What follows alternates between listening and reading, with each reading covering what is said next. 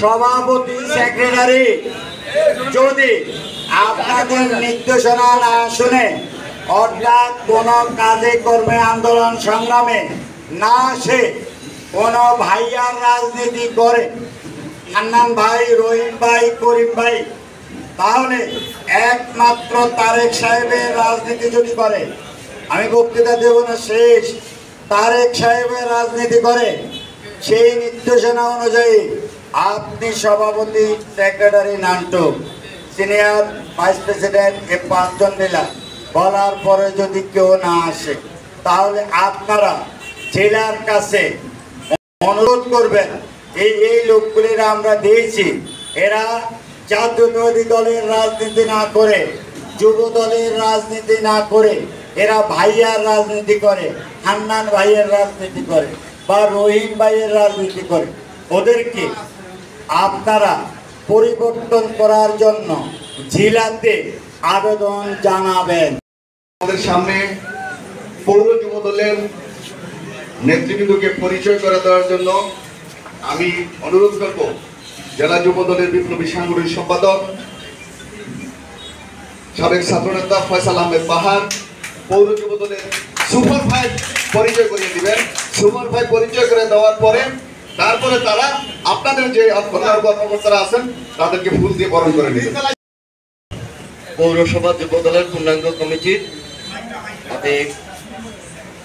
মোহাম্মদ ইমাম হোসেন পাটোয়ারি সভাপতিকে আমি সবার মাঝে পরিচয় করিয়ে দিচ্ছি। আপনি মঞ্চের সামনে এসে প্রধান অতিথির কাছে ফুল নিয়ে আপনি পরিচিত হন।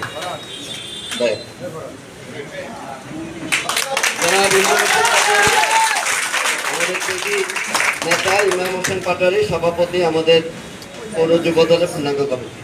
সহসভাপতি মোহাম্মদ রাজু পাটোয়ারিকে আমি আসার জন্য বিভিন্নভাবে অনুরোধ জানাচ্ছি।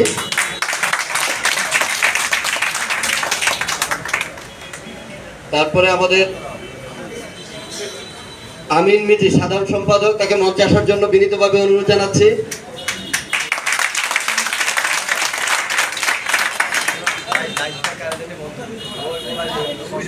তারপর আমাদের যুগ্ম সাধারণ সম্পাদক, তাকে মঞ্চে আসার জন্য অনুরোধ জানাচ্ছি।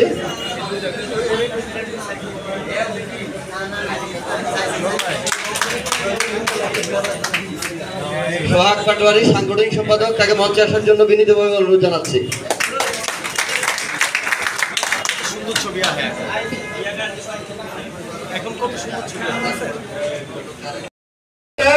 এবং আমার সম্মুখে উপজেলা যুবদল, পৌর যুবদল, ইউনিয়ন যুবদল, আপনারা আজকে উপস্থিত আছেন। আপনারা জানেন আমাদের উপজেলা যুব দলের কমিটি দেওয়ার পরে বিভিন্ন সামাজিক মাধ্যমে গুজব ছড়াচ্ছে। ফরিদগঞ্জ গুজব কমিটি আছে একটা, যেটা গুজব দল হিসাবে পরিচিত।